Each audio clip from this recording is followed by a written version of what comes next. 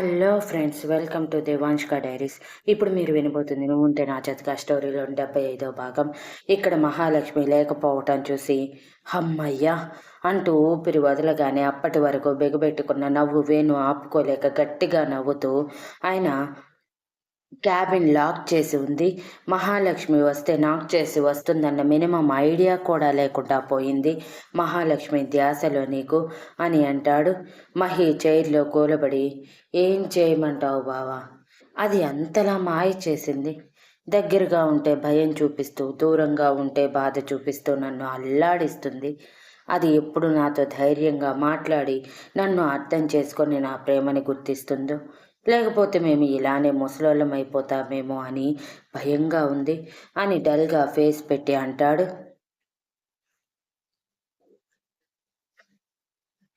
కానీ నాకు మాత్రం చాలా సంతోషంగా ఉంది మహి.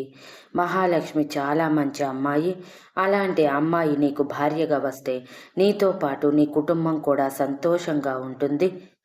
ముఖ్యంగా శక్తికి మహాలక్ష్మి అంటే చాలా ఇష్టం. ఇద్దరు తోడికోడళ్ళైతే చెప్పనవసరం లేదు.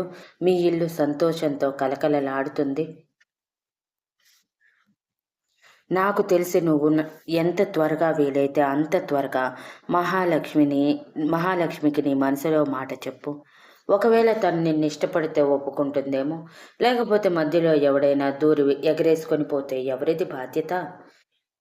ఇక్కడే చూడు, కావాలంటే మహాలక్ష్మి కోసం మన ఆఫీస్లో ఎంతమంది ఫ్లడ్ చేస్తున్నారో అని బయటికి చూపించి అంటాడు.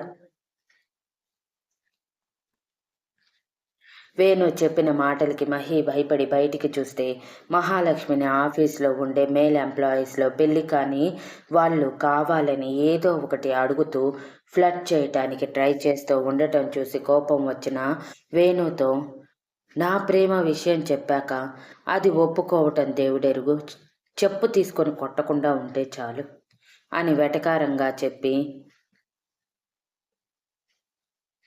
మా పరిచయమై నెల రోజులైనా మాట్లాడుకుంది జస్ట్ 2-3 సార్లేమో. ఆ 2-3 సార్లు కూడా వర్క్ గురించే ఎక్కువగా ఉంది. నా కర్మ. అదేమో నన్ను పట్టించుకోకుండా నా వైపు కనీసం తలెత్తి చూడకుండా చెప్పండి సార్ అంటూ నోట్ ప్యాడ్ పట్టుకొని నిలబడితే, ఏం చేయమంటావు బావా?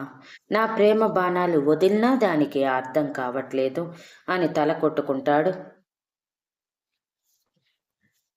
వేణు నవ్వుతూ, నాదే బెటర్రా.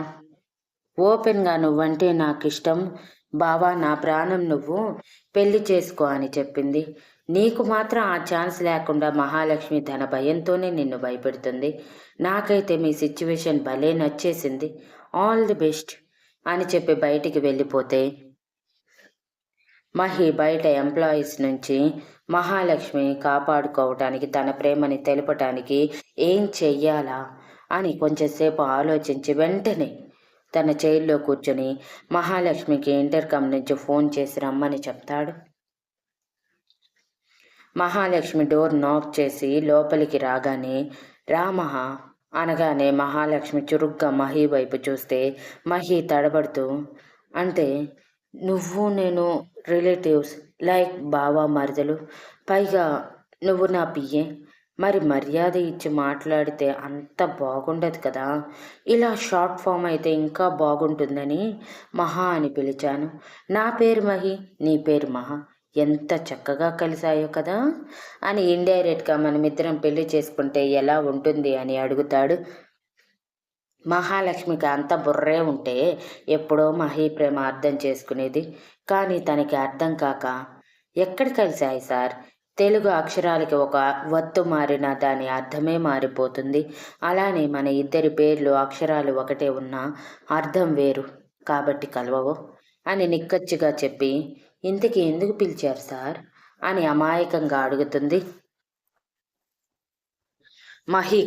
మహి లోపల కొత్త ఉడికిపోతూ మనసులో, ఇంత ఇండైరెక్ట్గా ప్రపోజల్ పెట్టినా అర్థం చేసుకోలేని మాలోకం నాదొక్కటే అయ్యుంటుంది అని మనసులోనే తల కొట్టుకుని, ఏమీ లేదు, ప్రతిసారి వర్క్ కోసం నిన్ను పిలవాలంటే కష్టంగా ఉంది, అందుకే నీ టేబుల్ కూడా నా క్యాబిన్లోనే అరేంజ్ చేయించుకో అంటూ ప్యూన్ని పిలిచి టేబుల్ రెడీ చేయమని చెప్తే మహాలక్ష్మి కంగారుగా, అంత అవసరం లేదు సార్.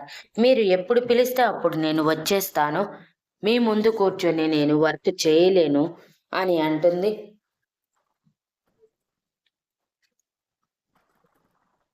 అంటే నేనంత చండాలంగా ఉన్నానా?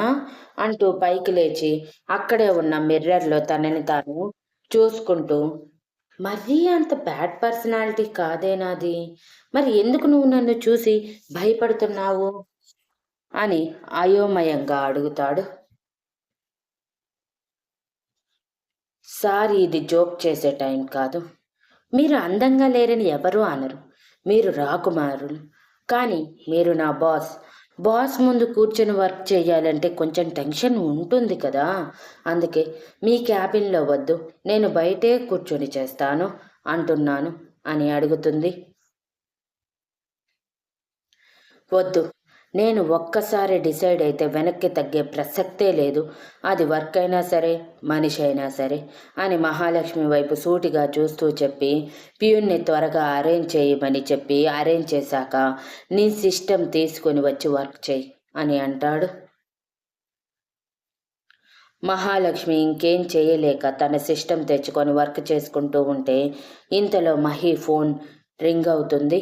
మహి లిఫ్ట్ చేయగా అటువైపు నుంచి వేణు మహి క్యాబిన్ వైపు చూస్తూ, నీ ప్రేమని నీ క్యాబిన్ వరకు తెచ్చుకున్నావు. ఓకే. నీ లైఫ్లోకి కూడా త్వరగా తెచ్చుకో. తన మనసులోకి దూరి లైన్ సెట్ చేసుకో. ఆల్ ది బెస్ట్ బామర్ది అని నవ్వుతూ చెప్పి కాల్ కట్ చేస్తే, మహి తనలో తానే నవ్వుకుంటూ మహి ప్రపోజ్ చేస్తే సిగ్గుపడుతూ ఎస్ చెప్పటం ఊహల్లో ఊహించుకొని మురిసిపోతూ ఉంటాడు. అలా చూస్తూ ఉండగానే రోజులు ఎవరికి వారుగా కరిగిపోతూ, మహాలక్ష్మి మహితో ఎక్కువగా మాట్లాడకుండా తన వర్క్ ఏదో తను చేసుకుంటూ ఉంటే, మహి మాత్రం మహాలక్ష్మికి ఫ్లర్ట్ చేసుకుంటూ కనీసం తన ఫ్లర్టింగ్ చూసైనా ఏంటి విషయం అని అడుగుతుందని ఊహిస్తే, ఆ ఊహని తారుమారు చేస్తూ, సార్, వర్క్ కంప్లీట్ అయింది. నేను వెళ్ళిపోతాను అని చెప్పి వెళ్ళిపోతే, మహి విసుగ్గా ఇంటికి వెళ్ళిపోతాడు. డైలీ ఇదే జరుగుతుంది.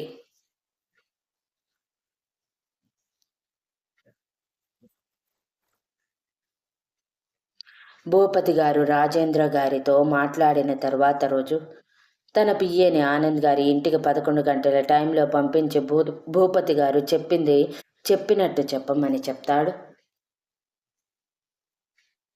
పిఏ సరే అని ఆనంద్ గారి దగ్గరికి వెళ్ళి భూపతి గారు పంపించారని సెక్యూరిటీతో చెప్పి ఆనంద్ గారిని అడిగితే, ఆనంద్ గారు తెగిపోయిన బంధం మళ్ళీ కలుసుకోవటానికి వచ్చిందా అని సంతోషంగా పంపించండి అని చెప్పి పిఏ లోపలికి రాగానే, ఏంటి విషయం అని లోపల సంతోషం ఉన్న బయటికి గంభీరత్వం చూపిస్తూ అడిగారు. పిఏ ఆనంద్ గారికి కొంచెం జడిసి భూపతి గారు చెప్పమన్నది చెప్పినట్టు చెప్పగానే ఆనంద్ గారు షాక్ అయ్యి, ఏంటి నువ్వు మాట్లాడేది? ఇష్టం వచ్చినట్టు ఊహించుకోవద్దు. ముందు వెళ్ళి భూపతితో చెప్పు, తను ఊహించుకున్నదంతా తప్పని అని పంపించేస్తాడు.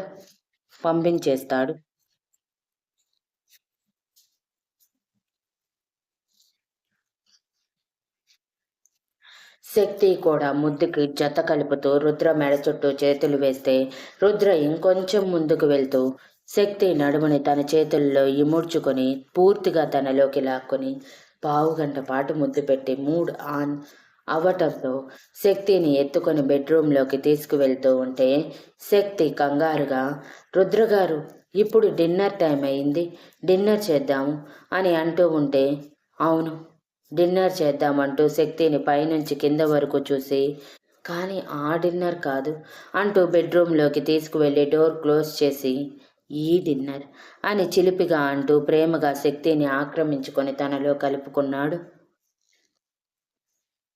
అలా 11 గంటల టైంలో డిన్నర్ చేసి అలసటగా బెడ్ మీద వాలితే, రుద్ర మళ్ళీ శక్తి మీదకి ఒరిగి తన అలసట తీర్చి తనలో కలుపుకొని ఎప్పుడో ఉదయం 4 గంటలకి పడుకుంటాడు. శక్తి మురిపెంగా రుద్ర వైపు చూస్తూ, ఇన్ని సంతోషాలు నా జీవితంలో ఒక్కసారిగా వస్తాయని ఎప్పుడూ ఊహించలేదు రుద్రగారు. మీ రూపంలో సంతోషం నా చుట్టూనే తిరుగుతుందా అన్నట్టు చేశారు. Thank you. నా జీవితంలోకి వచ్చి నా జీవితాన్ని ఇంతలా రంగులమయం చేసినందుకు అని మనసులోనే అనుకుని రుద్ర పెదవుల మీద పెక్కిచ్చి తన గుండెల్లో ఒదిగిపోయి నిద్రపోతుంది. తర్వాత రోజు మధ్యాహ్నం రుద్ర శక్తి ఫ్లైట్లో ఇండియా పయనమైతే ఫ్లైట్లో శక్తి పర్సనల్ రూమ్లో రుద్ర కౌగిలిలో గుండెల మీద పడుకొని అక్కడికి వెళ్ళాక మీరు ఆఫీస్ అంటూ ఆఫీస్లోనే ఉండిపోకుండా నన్ను కొంచెం గుర్తుంచుకొని టైంకి ఇంటికి రండి రుద్రగారు అని అంటుంది. ఓయ్, ఏంటి అలా మాట్లాడుతున్నావు? నువ్వు కూడా నాతో పాటు ఆఫీస్కి రావాలి. రాకపోతే వచ్చేలా నేను చేస్తాను. నేను రుద్ర గురించి నీకు తెలుసు కదా. ఒక్కసారి ఏదైనా అనుకుంటే అది జరిగి తీరాలి అని చెప్పి శక్తి గట్టిగా ఊపిరాడినంత గట్టిగా దగ్గరికి తీసుకుంటాడు. రుద్ర కౌగిలిలో ఒదిగిపోతూ శక్తి, తప్పకుండా రుద్రగారు, మీ నోటితో ఈ మాట వినాలని జస్ట్ ఫ్రాంక్ చేశాను నేను అనుకున్నట్టే మీరు మాట్లాడారు. ఖచ్చితంగా మీతో పాటు ఆఫీస్కి వస్తాను అని నవ్వుతూ కబుర్లు చెప్పుకుంటూనే నిద్రపోయి తర్వాత రోజు ఉదయానికి ఇండియాలో ల్యాండ్ అవుతారు.